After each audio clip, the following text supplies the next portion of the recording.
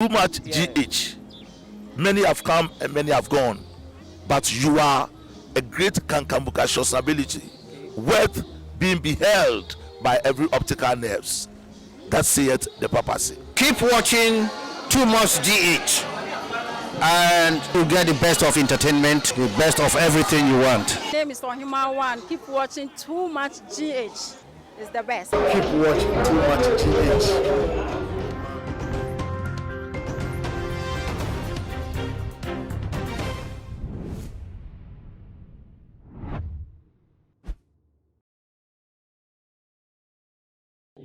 Ghana for me mama akwa bashonko deba Too Much GH so muni abana ama owusua eni na ebre aso se training issues me deba so more every day so bisa for terminal essay Sili Jenny Abranti at the Sadbury, or be a strong member of the NDC, National Democratic Congress, at the strong supporter, be out, one be media diano, Wobama Diadin and one agricultural to a year campaign season, one fine young quadra with Jimupa Edema NDC, me patre, actor Clement Bonnie, and if I don't know any no Mr. Beautiful, or then Sembi Abetuja. Efa apatono any ebiemosono and declaration no aftermath no any 7th January inauguration ebekoso ebo my Ghana emu na ebra o tese wodi ne nkomodi as abia beta pontin oka se eye wono de keka ewo from muni si abana na nadu and we winning na tese we winning by 51.5% to 0.3% no watini ni but and cash and corner some cry. They be so attended say for big say Mahama Bianca was saying peace council for air conditions and mobile maintaining peace. Was signing cracks as to be maintaining peace. Now about your declaration you would baby now maintain and can say I should do work out there and democracy they can say Munam de Bay can say Kamuntia Senamundi Mundi kind of say amount for Nimuchi. Most have the Muslim protesting like a say and demonstration like a say and I'm here my Ghana. Now what in near moon now so I one can Emma Ghana for your month as I say Mahama yeah former President John Dramani Mahama Wobedia to pass abawe ye to Tiano and not to a that Musa any possible that be na Ghana for yet tiasa one more catch my yatin and I want as I say what the ever you need to from near radio from a neck.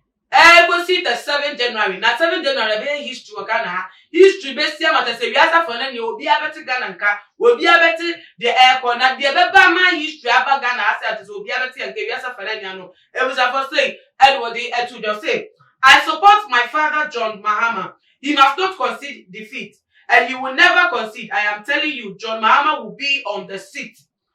The 7th January is just here. But by the end of this year or by 7th January, the world will witness so many things. I just said, what Pacha said, essentially, give you the power of my Ghana. Said for the first time in history, now electoral commissioner, yeah, you almost said, I will hear about what I want to do, notice, will declare results when he wedding could make here, no, be 8 years to now, Sabre, electoral commissioner, Ghana, where he, yes, sitting president, yeah, rather than for those who were known, and president elect. For 7th January inauguration, not to say, what we can say, say, yes, I don't know, the Ebesino, about where to say,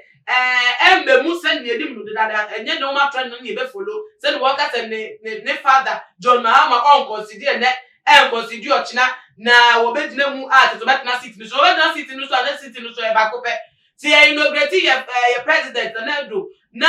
yeah Mahama so na sit no so ana chese onu na betina sit no so ana se ba ku be dina China ba ku atena sit na se sit no me mienu ana se bi pa na Mr Beautiful ka na ni niam no tumu se adwempo bi e wo kire ensem bi kukoso ate se wo mu afom ho adwen se eye de ara on the 7th of January inauguration no ese se nyama mu ensesa na enko city womo NDC ameneko according to Mr Beautiful nse mo bia betudwa na ne niam no Ghana for etinse mo yebisi wo we da yesom wada broso na ontimi nya ne mfiri dem because bibia ni a shock na ba shock so wo ma wo hallucinate niam te se de niam de no so na de no eni wo sa but shock na anti enche wo benya ne efini na mu wo benya ne fi shock mo beba ba to the south no nya ntia say ade ne declare na isi so declare you bet mama isi the declaration asesa pe eye court na court so no mekọ dia court so 2 weeks ene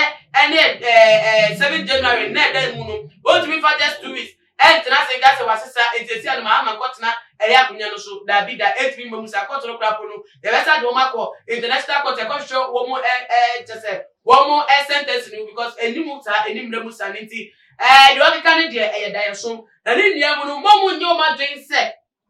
di o ma fa wa dwen any trimpo ma fenti na de ya emrama won kwan tie inaugurate e man peni na na ku fado na nti o me fa because of ajo ma fa na ka o me fa wa ye confusion bi adabi Ghana for any into musa wo mo any won scientist da bi da wo mo empire mane masa ni nia mu so no wo mo so wo mo support any samayoko na wo mo so e kasa se Ghana for no mo so aba se ye de Mr Beautiful e ka no e ya de e nsem na wo se e bi ma so da say yeah sitting president na ado on the 7th of January be inaugurating because easy na na dwumadi a wodi ne ya odi etu dani te say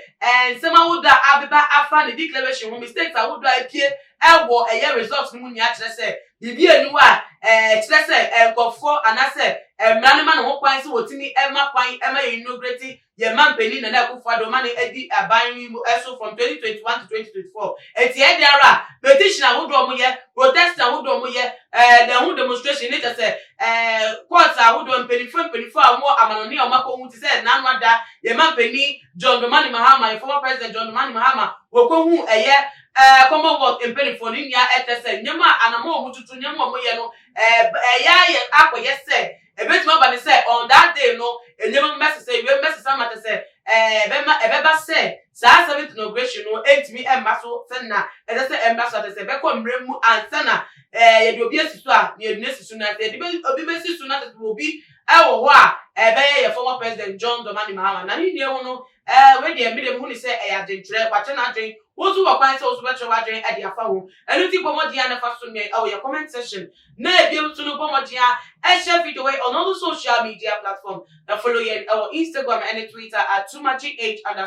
Facebook so @tumagh. Media na ama owusu ahye so obetimi subscribe to your channel yi na share so say e bia no so no ye be update your stories de bia da your videos for 21 subscribe and we bia notification bell so na want to bet we notification no e wo phone so na media no mabacha de da niti makram